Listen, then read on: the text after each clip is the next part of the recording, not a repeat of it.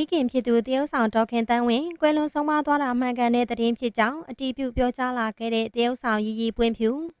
မင်္ဂလာပါပရိသတ်ကြီးရှင်ပြီးခဲ့တဲ့နိုင်ပိုင်းအတွင်းကမှလူမှုကွန်ရက်စာမျက်နှာပေါ်မှာသားသမီးတွေနဲ့မနေပဲတိုက်ခန်းမှာတယောက်တည်းနေထိုင်တဲ့တရုတ်ဆောင်ရီရီပွင့်ဖြူရဲ့မိခင်ဖြစ်သူဒေါခင်တန်းဝင်းတယောက်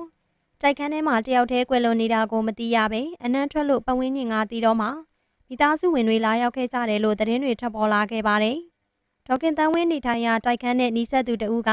ကိုရီလန်းထဲကတိုက်ခန်းမှာရီရီဖွင့်ဖြူရဲ့အမေကြီးကတယောက်တည်းနေတာကြပြီ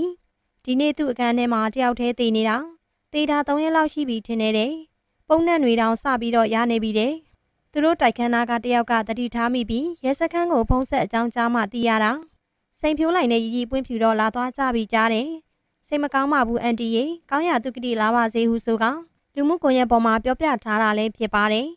ဒါပေမဲ့တရုတ်ဆောင်ရီရီပွင့်ဖြူကတော့မိခင်ဖြစ်သူဒေါခင်တန်းဝင်းဟာ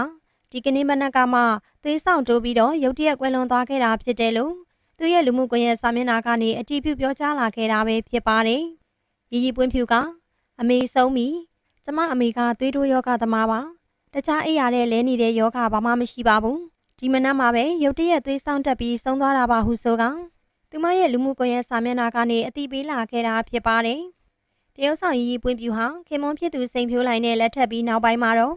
Social Influencer တွေအနေနဲ့ရပ်တည်လာခဲ့ပြီးမကြာခဏဆိုသလိုနိုင်ငံခြားခရီးသွားရတာတွေရှိသလိုသူတို့ရဲ့စီးပွားရေးလုပ်ငန်းအတွက်အမြဲတမ်းအားစိုက်နေရသူလည်းဖြစ်ပါတယ်။မိခင်ဖြစ်သူဒေါခင်တန်းဝင်းကိုတော့ဘာမှလိုလေသေးမရှိပြည့်စုံအောင်ထားနေတဲ့သမီးလိမ္မာတယောက်ဖြစ်ပေမဲ့မိခင်ဖြစ်သူကလည်းအတူတူမနေချင်တာကြောင့်မိခင်အတွက်တိုက်ခန်းတခန်းတည်တံ့ဝယ်ပေးထားပြီးမိခင်ကြီးကိုတယောက်တည်းနေစေခဲ့တာလည်းဖြစ်ပါတယ်။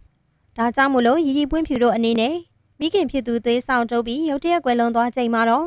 အနားမှာရှိနေခွင့်မရလိုက်ပဲအသက်ဆုံးရှုံးလိုက်ရတာလည်းဖြစ်ပါတယ်။တရုတ်ဆောင်ဒေါခင်တန်းဝင်းဟာကွယ်လွန်ချိန်မှာအသက်68နှစ်ရှိနေပြီဖြစ်ပြီး